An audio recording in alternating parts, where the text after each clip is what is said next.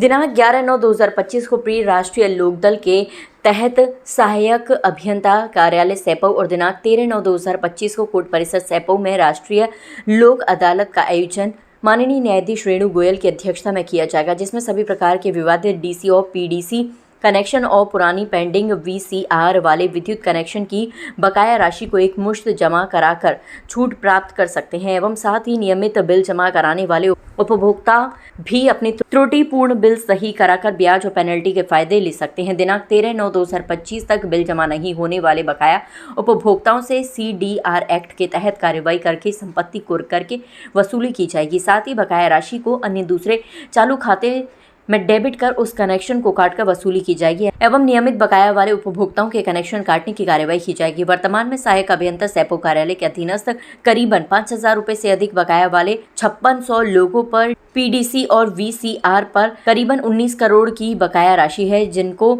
माननीय न्यायालय magistrate court Saipau अध्यक्ष राष्ट्रीय लोक अदालत के द्वारा नोटिस दे दिया गया है। उपभोक्ता दिनांक 11/9/2025 को सहायक अभियंता कार्यालय में उपस्थित होकर अपना त्रुटिपूर्ण बिल, बकाया वीसीआर, पुराने डीसी पीडीसी बिल सही कराकर जमा करा सकते हैं या दिनांक 13/9/2025 को माननीय न्यायालय सैपऊ में उपस्थित होकर राजीनामा से बिल जमा कर मौके पर ही अपनी डीसी पीडीसी कनेक्शन की बकाया राशि का निस्तारण करा सकते हैं। पुराने कोई भी विवादित कोर्ट केस को भी राजीनामा से राष्ट्रीय लोक अदालत के माध्यम से निपटारा करा सकते हैं।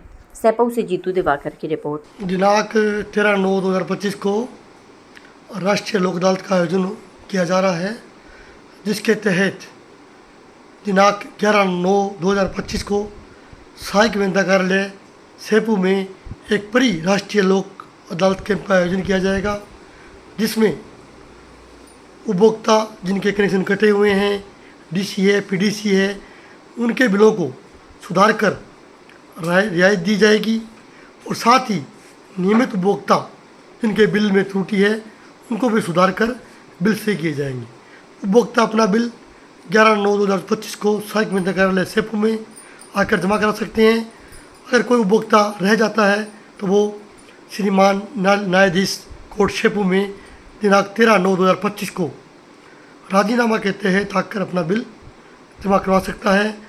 दिनांक 13/9/2025 के बाद एक अभियान चलाया जाएगा, जिसके तहत जो नियमित कनेक्शनधारी है, जिनका बकाया है, उनके कनेक्शन काटे जाएंगे और जो डीसी पीडीसी वाले उपभोक्ता हैं उनको UDR एक्ट के तहत नोटिस दिए जाएंगे और संपत्ति कुर्क कर उनसे वसूली की जाएगी।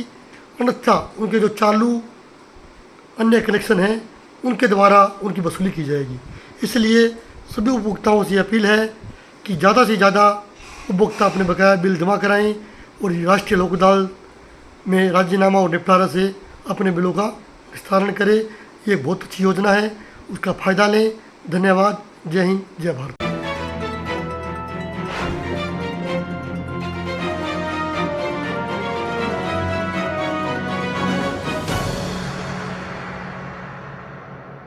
आगरा में यमुना खतरे के निशान को पार कर चुकी है। कई जगह आगरा के यमुना से सटे इलाकों में आ चुका है यमुना का पानी। आगरा में बाढ़ जैसी स्थिति देखने को मिली। आगरा में यमुना का जलस्तर बढ़ता आ रहा नजर। आगरा में यमुना नदी उफान पर। रोड पर आया यमुना का पानी। हाथीघाट रोड यमुना किनारे से सटा हुआ है। हाथीघाट रोड पर आ चुका है यमुना का पानी, जिससे राहगीरों को समस्या का सामना करना पड़ रहा है। ट्रैफिक पुलिस ने यमुना किनारे रोड पर लगाई बैरिकेडिंग। यमुना किनारा हाथीघाट रोड शमशान घाट रोड पर उतरा यमुना का पानी। पानी में होकर निकल रहे वाहन, कई वाहन हुए पानी में बंद। वहीं ताजगंज व्यापार मंडल अध्यक्ष रणवीर सिंह राठौर ने बताया कि ताजगंज शमशान घाट पर 6 फीट पानी आ चुका है, जिससे शमशान में मुर्दों को जलाने में परेशानी का सामना करना पड़ रहा है। शमशान में यमुना के पानी ने घेर ली। शवों की अंतिम संस्कार करने की जगह सिर्फ 3 स्थान ही रह गए हैं। हाथीघाट रोड पर कई बसें, कारें व 2 पहिया वाहन हुए बंद। धक्का देकर निकाले जा रहे वाहन। वहीं ट्रैफिक पुलिस ने एक साइड का रोड बैरिकेडिंग लगाकर बंद कर दिया, जिससे कोई हादसा ना हो। यमुना को शांत करने के लिए चढ़ाए जा रहे दूध, दही, चावल। ये बरसात का मौसम कितना बेहतर हो गया है कि यहाँ पे तो बरसात का हो रहा है, वो हो ही रहा है। बसें धक्के दे के निकाली जा रही हैं, कारें धक्के दे के निकल जा रही हैं। लेकिन यहाँ से हम आधा किलोमीटर दूर पर मोचधाम है, जो लकड़ियों का मोचधाम है, उसमें इतनी परेशानी मुर्दों के लिए आ रही है कि जहाँ मुर्दे जलाए जाते थे करीब 6 फुट पानी भरा हुआ है। जो जितनी संस्थाएं थी पानी कि जहाँ मुर्दे जलाए जाते थे, जहाँ छाया थी, वो बिल्कुल पूर्ण रूप से डूब चुकी है। दूसरी मंजिल पर जो शमशान घाट के लिए सत्याग्रह बनाया गया है, उसमें केवल 3 मुर्दे जलाने के स्थान बाकी हैं। बाकी तो ये पोजीशन बन रही है कि मुर्दे मरने से पहले ये सोचा जाता है कि इसे कहाँ और कैसे ले जाएं। लकड़ी तो गीली है और पानी 3-3, 4-4 फुट जहाँ सत्याग्रह किया जाता था, वह 3-3, 4-4 फुट भरा पड़ा है। मुर्दे के लिए इतनी परेशानी हो रही है कि कुछ पूछो मत। उधर थोड़ा आगे चलते हैं तो पहले जब पानी आया था तो जो जंगल की जगह पड़ी हुई थी, जो ताजमहल जंगल में आती है, उन्होंने 4 खींच दिए हैं। वहाँ पे मुर्दे को जलाने नहीं दे रहे हैं। मुर्दों के लिए बहुत विशेष परेशानी प्रकट हो रही है। तो प्रशासन का क्या संदेश है शमशान घाट के लिए? प्रशासन की क्या व्यवस्था है? भाई 2 दिन 3 दिन से ये परेशानी बढ़ रही है। उनका तो सीधा कहना है कि यहाँ पर अगर व्यवस्था खराब है तो बिजली वाले मुद्दा पर ले जाइएगा। लेकिन कुछ लोग ऐसे हैं पुराने संस्कृत वाले कि वो लकड़ी से ही सत्याग्रह करना चाहते हैं, या उस विद्युत वाले पर तो भूल जाते हैं, या तो वो लावारिस है या बिल्कुल ऐसे से झुका पड़ा है। ठीक, बड़े परेशानी से आए हैं। हम तो निकल के धक्का मार के, हमने अपनी गाड़ी में, एक भाई और साथ था मेरे, वो उसने मेरे साथ धक्का रहा है, उसका मेरे जूते भी गीले हो चुके हैं और बड़ी परेशानी से निकल के आए। बहुत परेशानी हुई है। मैंने तो अपनी लाइफ में पहली बार देखा है, आज से पहले कभी नहीं देखा नहीं। ये। अच्छा, किस रास्ते पर ये हो रहा है? आगरा में कई जगहों जी। हम लोग हापुड़ से आए सर, घूमने के लिए आए हैं यहाँ पे। पिछली बार भी आए थे जब तो ऐसा कुछ नहीं था, लेकिन इस बार हम अभी रास्ते में जैसे कि हमने देखा हमारी गाड़ी भी फंसी हुई थी, बहुत मुश्किल से। अच्छा, हापुड़ से आप कब आए थे? हम रात आए थे यहाँ पे, हमने अच्छा, रात आए थे। ऐसा आपने सोचा था कि यहाँ आगरा के अंदर बाढ़ जैसे हालात देखने को मिलेंगे? नहीं, ऐसा नहीं सोचा था, लेकिन कहा था हमसे कुछ लोगों ने कि वहाँ पे इस तरह से पानी भरा हुआ है, लेकिन हमने ऐसा किसी का माने, लेकिन फिर भी हम चले आए। आपने इग्नोर कर दिया, लेकिन यहाँ देखा तो रियल में ये सब कुछ देखने को मिला।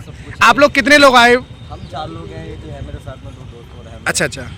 तो अब आगरा में जब आप निकले पानी में होकर, कितना पानी भरा हुआ है रोडों पे? पानी अभी इतना था, हमारी गाड़ी भी बंद हो गई थी, बहुत मुश्किल से स्टार्ट हुई है।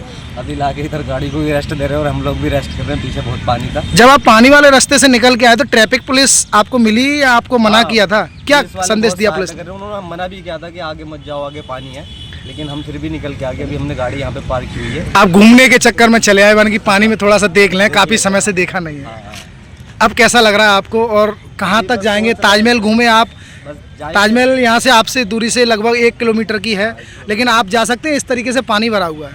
नहीं, अगर देखो आगे जाने का रास्ता होगा जाएंगे, वरना फिर हम वापस रिटर्न हो जाएंगे।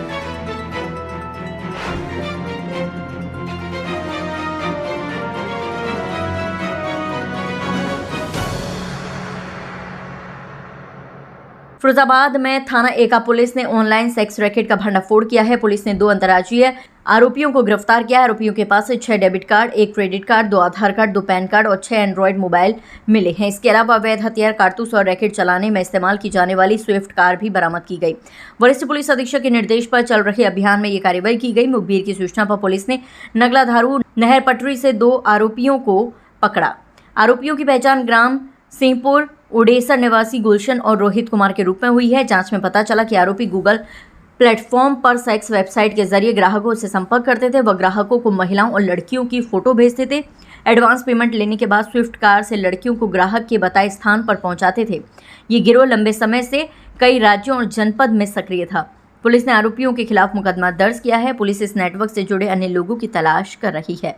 पुलिस को ये सूचना मिल रही थी काफी दिनों से मुखबिर से, यहाँ के कुछ लड़के जो है वो ऑनलाइन सेक्स रैकेट चलाने में इन्वॉल्व हैं। इस सूचना पे पुलिस के द्वारा आज जब इन 2 लड़कों को घेराबंदी करके पकड़ा गया, जिनके नाम की गुलशन और रोहित हैं, एका क्षेत्र के ही रहने वाले हैं, तो इनके पास से इनके मोबाइल जब चेक किया तो उसमें पुलिस को ये पता चला कि ये लोग ऑनलाइन जो है सेक्स रैकेट चलाने में सहयोग करते हैं। ऑन ऑर्डर जो है बुकिंग लेते हैं, पैसा लेते हैं ऑनलाइन और उसको जो है अपने स्वयं के यूज करते हैं तथा लोगों में बांटते हैं, जो इनके क्लाइंट्स मतलब जो लड़कियां वगैरह बेचते हैं। तो इस सूचना में पुलिस के द्वारा जब इनको पकड़ा गया, इनका मोबाइल चेक किया गया तो इनके पास से 6 एंड्रॉयड फोन, कई अकाउंट बैंक के जिसमें पैसा ट्रांसफर होता था उसका डेबिट कार्ड, क्रेडिट कार्ड, एक मारुति स्विफ्ट गाड़ी, ये सब बरामद हुई है। इनको सुसंगत धाराओं में अभियोग पंजीकृत करके जेल भेजा जा